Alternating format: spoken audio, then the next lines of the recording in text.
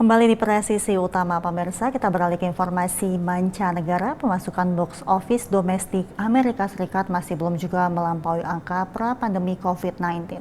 Tapi di luar faktor COVID, banyak juga yang membuat industri film sulit mencapai pemasukan tahun-tahun sebelumnya, seperti diungkapkan sejumlah distributor. Dan berikut liputan Nova Porwadi dari VOA.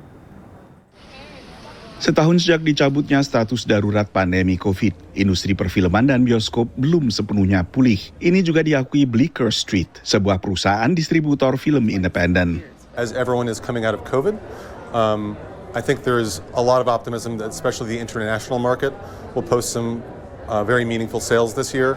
I think the biggest open question is to whether or not the U.S. Will match its foreign counterparts. The U.S. has been very slow. Di luar darurat COVID, ada juga perkembangan internal di Hollywood.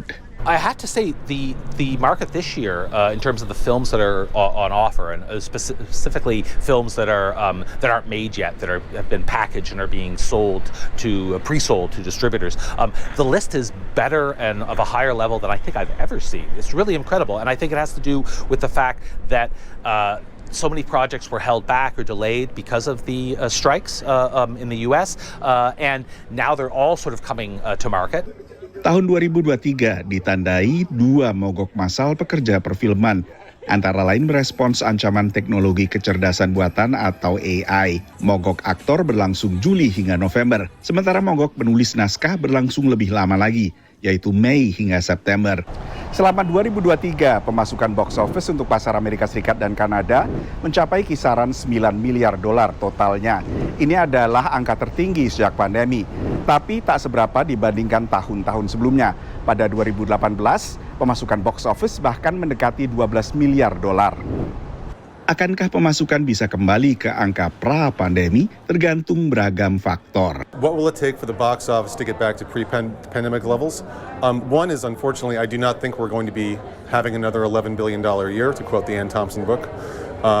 That's not to say that it's not going to be an extremely viable business.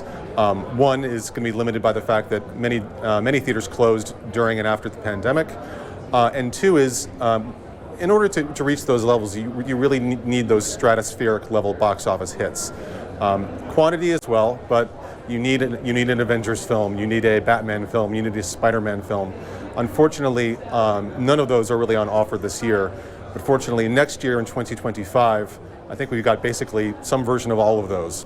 Di antara film yang paling ditunggu-tunggu pada 2025 adalah film baru Superman arahan James Gunn yang lebih dikenal lewat sukses serial film Guardians of the Galaxy berdasarkan komik Marvel, dan kini dipercaya Warner Brothers Discovery untuk menggarap ulang dunia superhero dari DC Comics. Sementara film ketiga fiksi ilmiah Avatar arahan James Cameron juga dirilis akhir tahun depan.